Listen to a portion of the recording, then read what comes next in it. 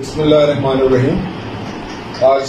Chairman Pakistan Peoples party جناب بلاول بھٹو زرداری صاحب اور جناب آصف علی زرداری صاحب جو پریزیڈنٹ ہیں پاکستان پیپلز پارٹی پارلیمنٹیرین کی، ان کی اجازت سے پاکستان پیپلز پارٹی پنجاب نے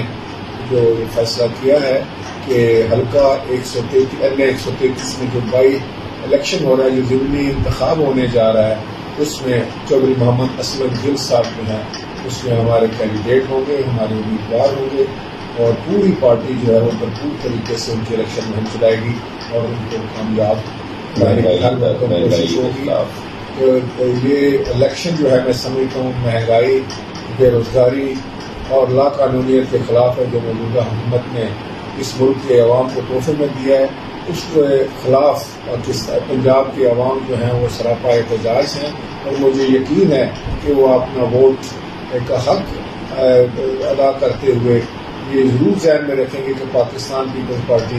ان کے مسائل کے حل کے لیے ہمیشہ کوشاں رہی ہے، اور ہمارا ٹریک ریکارڈ یہ بتاتا ہے کہ عوامی مسائل جو ہے وہ پاکستان پیپلز پارٹی کے دور میں حل ہوتے ہیں۔ انشاءاللہ تعالی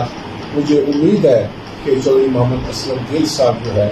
وہ اس الیکشن میں کامیابی حاصل کریں گے۔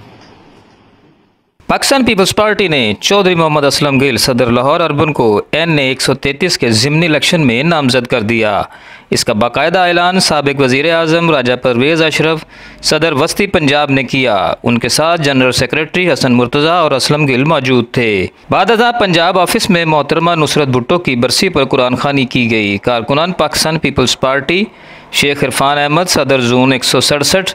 ماہ عالم گل نواز خان، شیری خان پسر، حق نواز خان، وحید احمد لودھی، رانا عبدالشکور، رضوان جیالہ، کونسلر معین الحق، جاوید اقبال، صداقت شیروانی، مہر عاشق، مہر بلو، ہانی خان، نعیم شہریار اور دیگر نے مبارکباد دیتے ہوئے اس عزم کا اظہار کیا کہ NA 133 سے محمد اسلم گل کو کامیاب کرائیں گے۔